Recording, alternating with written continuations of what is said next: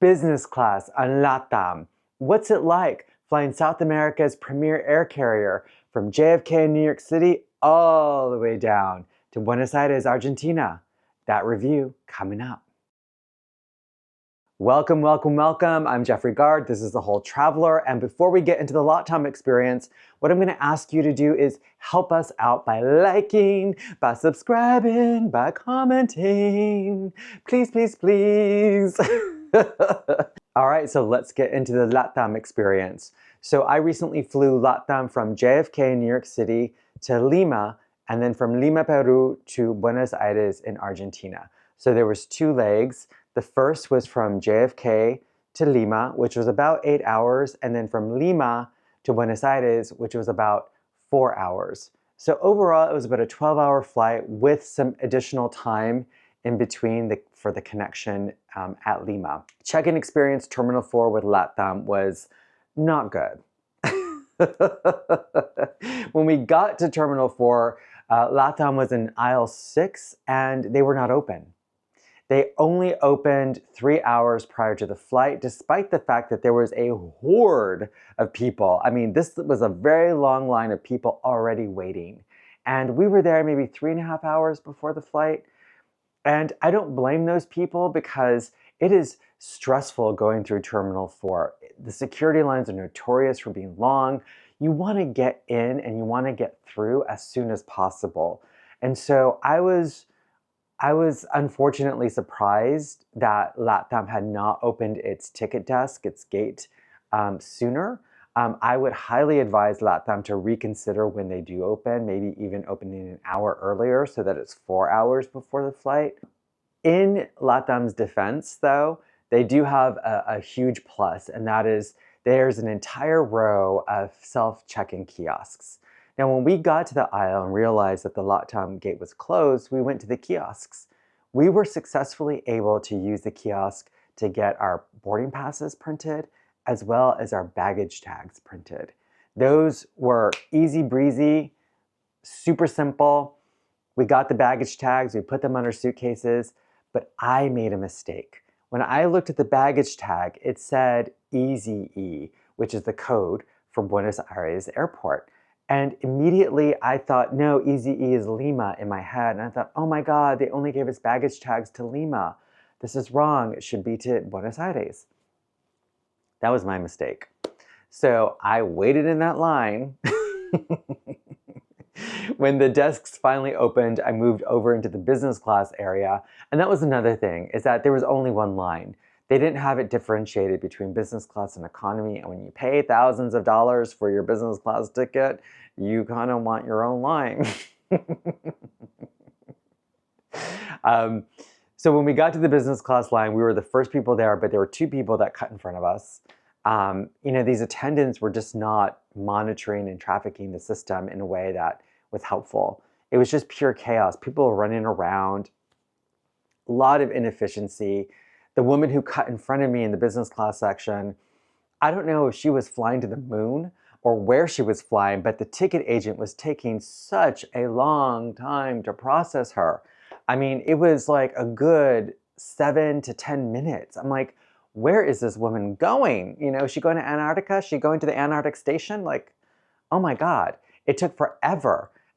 And I was miffed because she cut in front of me. But when we did get to the ticket agent, she pointed out the mistake that I had made. It was like, you already had your baggage claim. All you had to do was take it to the baggage center. And I was like,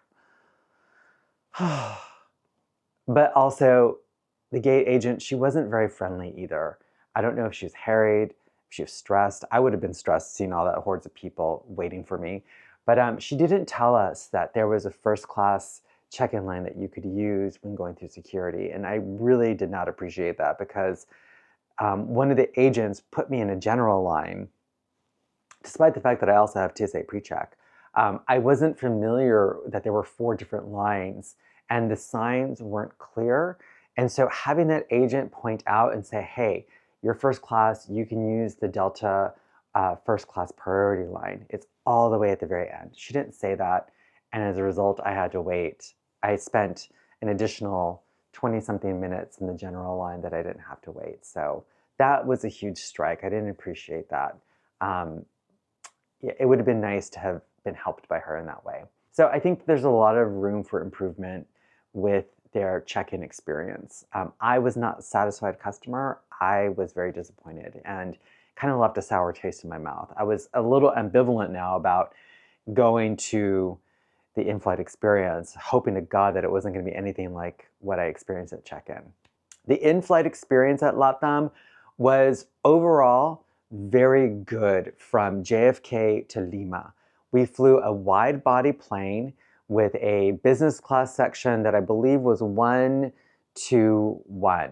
And so I was on one of the aisles where you have a single kind of business class suite, and it was excellent.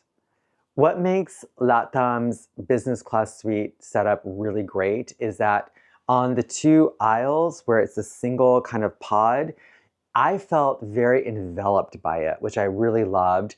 The seat was so comfortable. I don't know if they have extra cushioning, padding, what they have going on there, but it was fluffier and softer and more accommodating than air carriers like United's Polaris or Delta's upper class as well.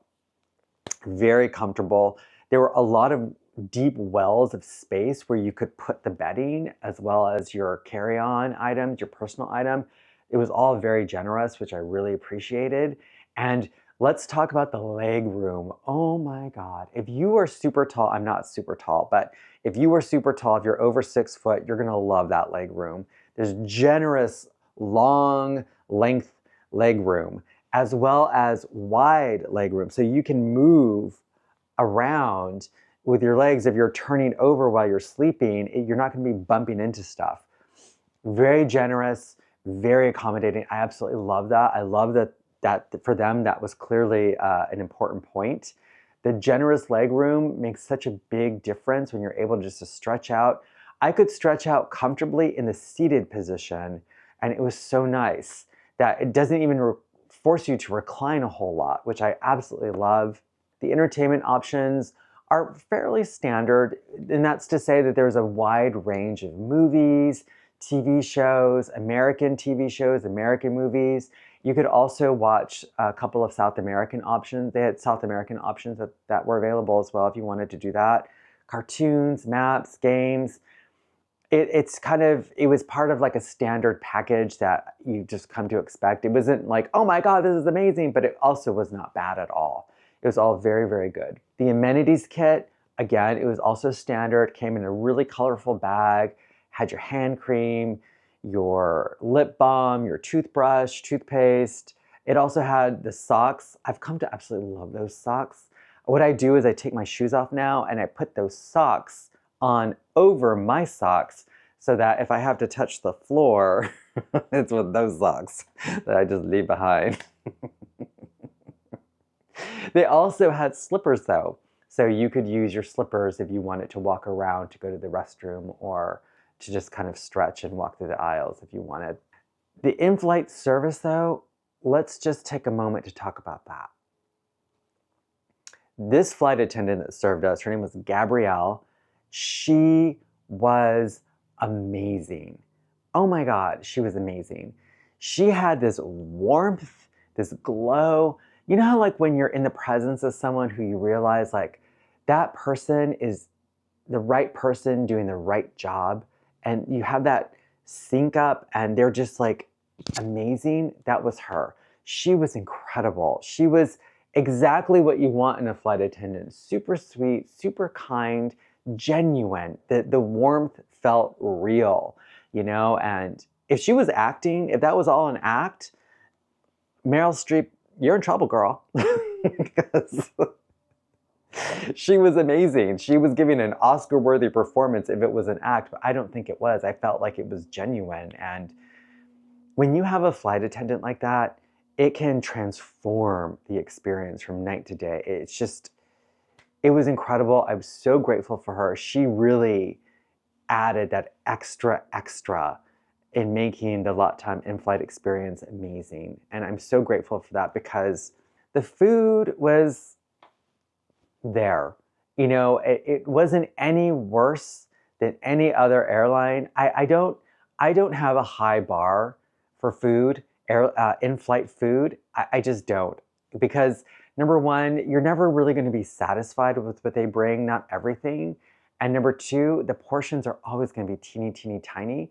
And I have a video that I made of 8 airport mistakes, and one of them is you always want to arrive to the plane with an absolutely full, stuffed to the gills belly, because the in-air flight food is never going to satisfy you. This was an 8-hour flight from Lima, from JFK to Lima. That dinner was tiny, but it was the same size as any other air carrier, right? It was steak, it was potatoes, it was a salad, there was a dessert that was just, I don't know, it was like a tiramisu with like jam. It wasn't good. It was okay. It was just, But again, like you cut into the steak and it's like 2 pieces and it's like it's done, you know? The second meal that they gave us was actually not as good as the first. It was like a meatless burger with buns. The bottom bun was super soggy from absorbing the meatless juices. And yeah, it was like, okay. So A+ for the in-flight service, A for the business accommodations in the suite. I slept, I was able to, it formed a flat bed, I was able to sleep. It was a very comfortable seat, much more comfortable than any other bed sleeper that I've had in a while. It was very, very nice. Very, very, very nice. And I was able to sleep, like I said, comfortably. It was good. I would give that overall experience an A. An A-, you know, because the food was just, they could improve the food. You know, if they improved the food, it would be probably a solid A, but I would probably give it an A-. So that is to say, I would recommend it. If you're doing a long-haul flight on a wide-body plane on LATAM's business class, I would give it an A and I would recommend it. So the flight from Lima to Buenos Aires was about 4 hours, and it was as different as night is to day from the long-haul experience from JFK to Lima. Where the long-haul flight from Lima to JFK was a solid A, this was a solid F in business class.